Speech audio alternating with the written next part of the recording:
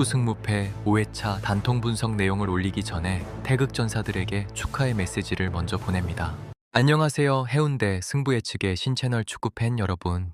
먼저 오늘 새벽 U23 아시안컵 8강전에서 뜨거운 승리를 안겨준 우리 젊은 태극전사들에게 진심으로 축하를 전합니다. 호주와의 치열한 접전 끝에 2대1로 승리를 거두며 4강 진출의 기쁨을 안겨준 선수들 정말 대단했습니다. 끝까지 포기하지 않는 투지와 열정 그리고 팀워크로 어려운 경기를 멋지게 이겨냈습니다. 밤을 새우며 응원한 팬들의 함성이 헛되지 않았습니다. 이제 4강이 기다리고 있습니다. 우리 선수들이 계속해서 좋은 경기력을 보여주며 더 큰 영광을 향해 나아가길 응원합니다. 다시 한번 승리를 축하드리며 중결승전인 한일전에 이기고 결승까지 가서 우승 한번 해보자. 젊은 태극전사들 파이팅! 축구 승무패 챔피언스리그 7차전 경기별 심층 분석 1번 경기 조막 하이라이트 대 클리프 브루이흐 단통승.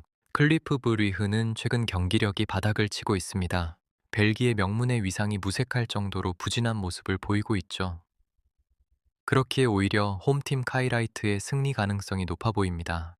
카이라이트전 승리 배당금이 상당히 높게 책정되어 있다는 것은 베팅 시장에서도 클리프 브루이흐의 부진을 반영하고 있다는 의미입니다. 하지만 축구에서 영원한 패배는 없습니다. 바닥을 찍은 팀은 언젠가 반등하기 마련이죠. 그러나 중립 경기장이라는 변수를 고려하면 이번 경기는 클리프 브루이흐의 반등 무대가 아닌 카이라이트의 기회로 보입니다. 클리프 브루이흐가 체면치레라도 할 수 있는 타이밍이긴 하지만 1승에 대한 간절함은 카이라이트가 훨씬 앞섭니다. 특히 주목할 점은 경기장 환경입니다. 아스타나 아레나는 인조잔디 구장입니다. 천연잔디와는 완전히 다른 볼의 움직임, 다른 스피드감. 이곳에서 많은 경기를 치른 카이라이트는 이 특수한 환경에 완벽히 적응되어 있습니다. 반면 클리프 브루이흐는 낯선 환경에서 추가적인 부담을 안게 됩니다. 카이라이트의 간절함과 홈 경기장 이점, 그리고 클리프 브루이흐의 최악의 컨디션. 이 모든 요소가 카이라이트의 승리를 가리키고 있시 단통승을 선택하여 볼 것입니다. 이번 경기 보도에 글림 대 맨체스터 시티 단통패. 펩 과르디올라의 맨체스터 시티는 원정에서도 흔들림이 없습니다. 이는 단순한 수사가 아닌 통계적 사실입니다.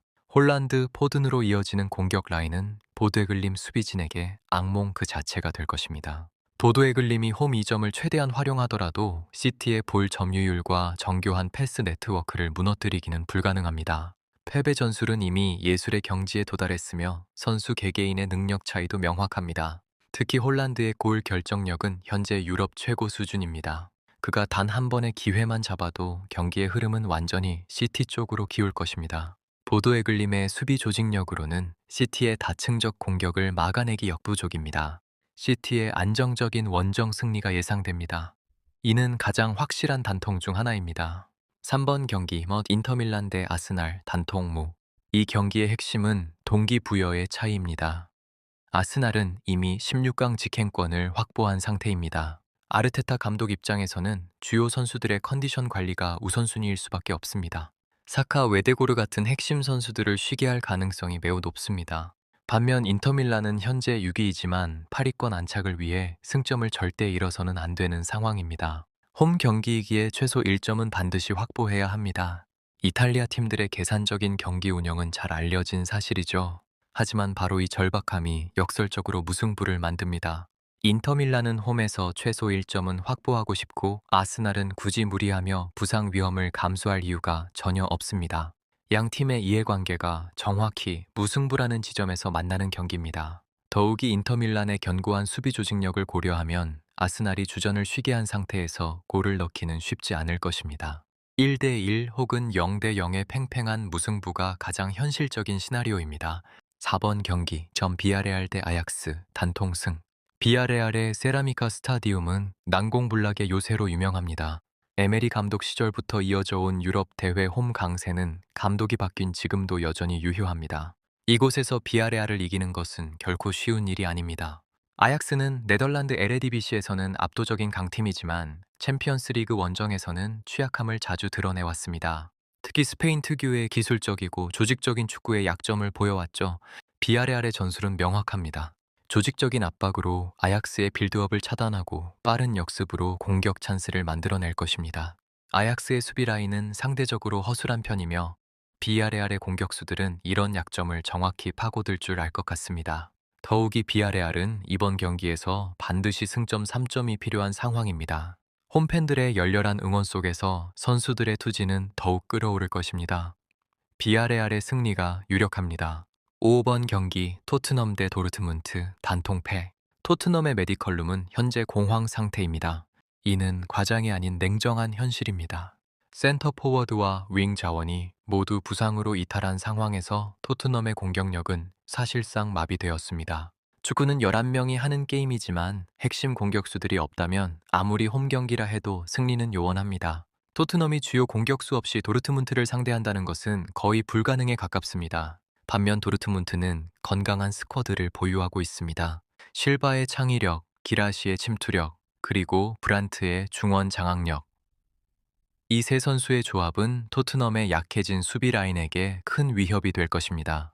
도르트문트 입장에서는 이보다 좋은 기회가 없습니다. 상대의 주전 공격수들이 모두 부상으로 빠진 상황. 이 기회를 놓친다면 그것이 오히려 이상할 정도입니다. 토트넘에게는 가혹하지만 현실적으로 승리는 요원합니다. 도르트문트의 원정 승리가 거의 확실해 보입니다.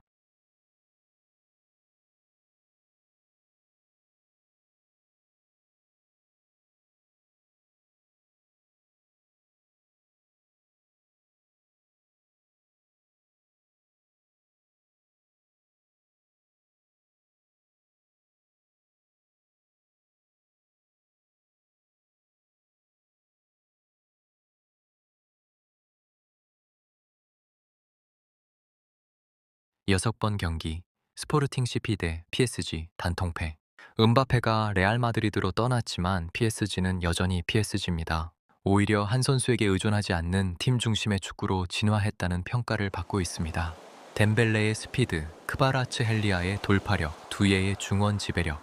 새로운 공격 자원들이 완벽히 융합되어 이전보다 더 위협적인 공격을 펼치고 있습니다. 마르키뇨스로 이어지는 수비 라인도 견고합니다. 스포르팅 CP의 홈 전력도 결코 무시할 수 없는 수준입니다. 리스본의 열정적인 팬들은 상대 팀에게 큰 압박이 됩니다.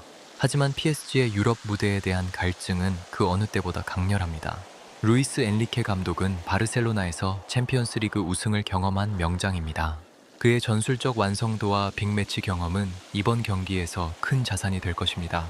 PSG는 조직력과 개인기가 전체적으로 스포르팅에 앞선다고 생각을 합니다. PSG의 냉정한 원정 승리가 예상됩니다. 1번 경기 이즈 올림피아코스 대 레버쿠젠 이 단통패. 레버쿠젠은 지난 시즌 분데스리가를 무패 우승으로 장식한 전술의 완성체입니다. 차비 알론소 감독의 전술적 철학은 명확하여 선수들은 이를 완벽하게 구현하였었죠. 하지만 차비 알론소 감독이 레알로 떠난 후 최근 경기력이 다소 떨어진 것은 사실입니다. 하지만 올림피아코스의 공격력을 보면 이야기가 달라집니다. 6경기에서 겨우 6골밖에 넣지 못한 올림피아코스. 득점력 부족은 명백한 사실입니다. 반면 레버쿠젠은 비록 원정 경기지만 조직력과 선수 개개인의 능력에서 명확한 우위를 점하고 있습니다. 올림피아코스의 홈팬들이 만들어내는 뜨거운 분위기는 변수가 될 수 있겠지만 레버쿠젠은 이런 압박 속에서도 흔들리지 않는 멘탈을 보여줄 것 같아 레버쿠젠의 단통패로 선택하여 볼 것입니다. 8번 경기 코펜하겐 대 나폴리 단통무. 1월 덴마크의 기온은 영하권을 맴돕니다. 이는 이탈리아 남부 나폴리 선수들에게 큰 부담으로 작용합니다. 영하의 날씨에서 근육은 경직되고 볼터치 감각은 둔해지며 체력 소모는 평소보다 훨씬 증가합니다. 코펜하겐 선수들은 이런 혹한 환경에 완벽히 적응되어 있습니다. 이것이 바로 북유럽 팀들의 홈 이점입니다. 겨울 추위는 그들에게는 일상이지만 남유럽 팀들에게는 극복하기 어려운 장벽입니다. 하지만 나폴리의 전력 자체가 약간은 앞서는 것도 부정할 수 없는 사실입니다. 결국 양팀 모두 최소한의 승점 1점씩을 나눠 가지는 것이 가장 현실적입니다. 코펜하겐은 홈에서 1점을 확보하고 나폴리는 혹한 속 원정에서 패배를 피합니다. 1대1 혹은 2대2의 접전 끝 무승부가 예상됩니다. 9번 경기 갈라타사라이 대 아틀레티코 마드리드 단통패. 갈라타사라이의 알리사미엔 경기장은 유럽에서 가장 뜨거운 홈으로 손꼽힙니다.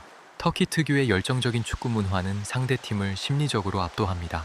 8만 관중의 함성은 그 자체로 하나의 무기입니다. 하지만 이 경기의 승부는 한 선수에게 달려 있습니다.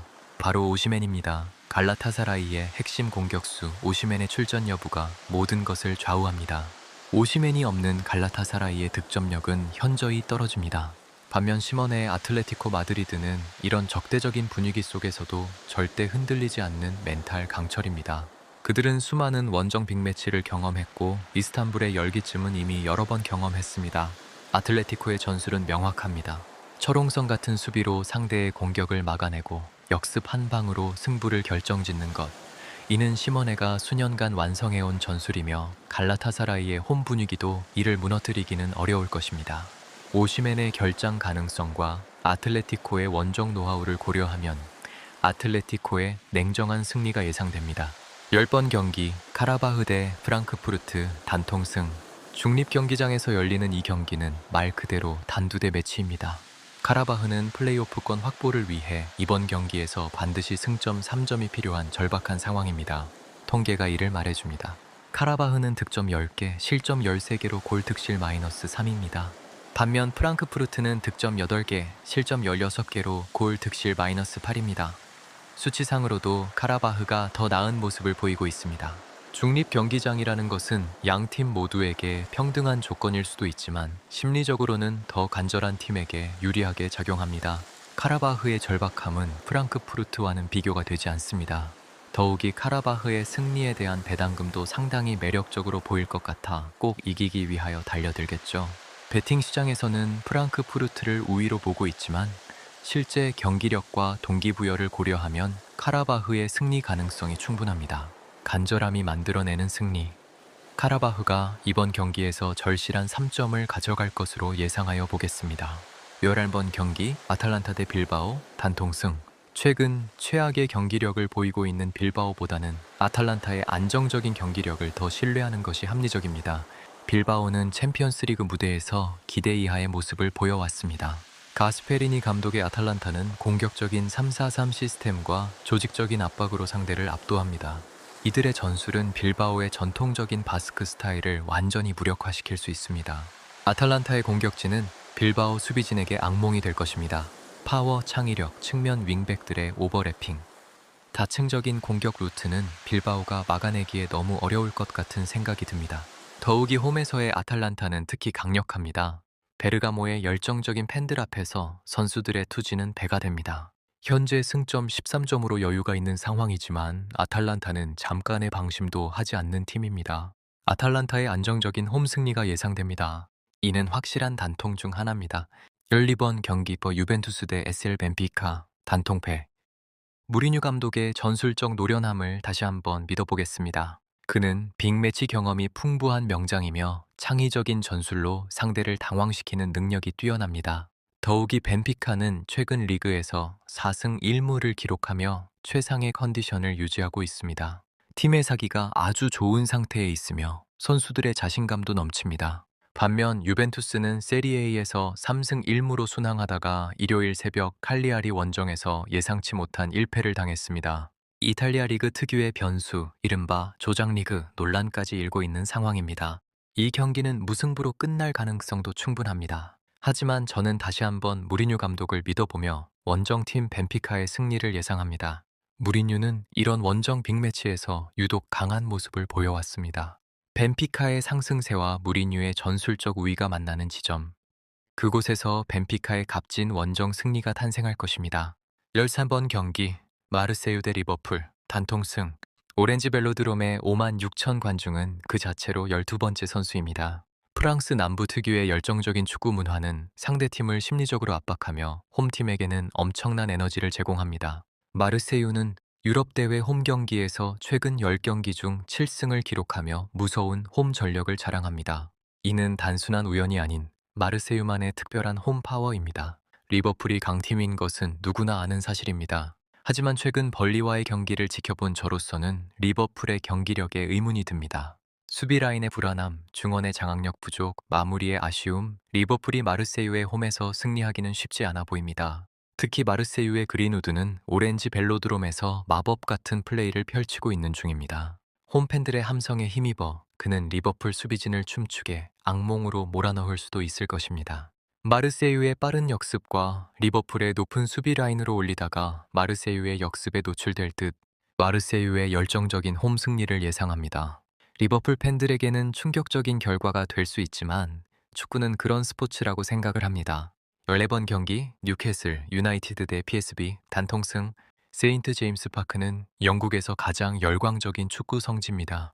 타이니시, 타이느사이드의 함성은 전설적이며 뉴캐슬 선수들은 이 에너지를 받아 평소보다 훨씬 더 강해집니다.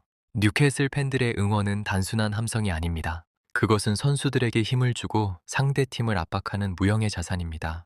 통계가 이를 증명합니다. 뉴캐슬은 홈에서 압도적인 승률을 기록하고 있습니다. PSV는 네덜란드 에레디비시에서는 강팀이지만 챔피언스리그 원정에서는 취약함을 자주 보여왔습니다. 특히 영국 특유의 격렬한 경기 스타일에 적응하지 못하는 경향이 있습니다. 닉 볼테마테의 결정력과 앤서니 고든, 하비 반스 등 빠른 스피드와 돌파력은 PSV 수비진을 무너뜨릴 충분한 무기입니다. 특히 이사크의 움직임은 PSV의 수비수들이 따라잡기 어려운 수준입니다. 뉴캐슬의 압도적인 홈 승리가 예상됩니다. 이는 가장 확실한 단통 중 하나입니다. 꼭 알아야 할 사항들에 대하여 설명을 드릴게요. 표시된 경기장은 실제 홈팀 경기장이 아닌 중립 경기장 장소. 현재 이 일정은 챔피언스리그 페이즈의 7차전에 해당합니다. 경기 결과에 따른 배당금에서 승리 시 210만 불, 약 30.4억 원, 무승부 시 70만 약 10.1억 원이고 패배 시에는 없습니다. 그럼 현재 남은 경기 수는? 유럽 대항전 개편안에 따라 모든 팀은 챔피언스리그 페이지에서 총 8경기를 치릅니다.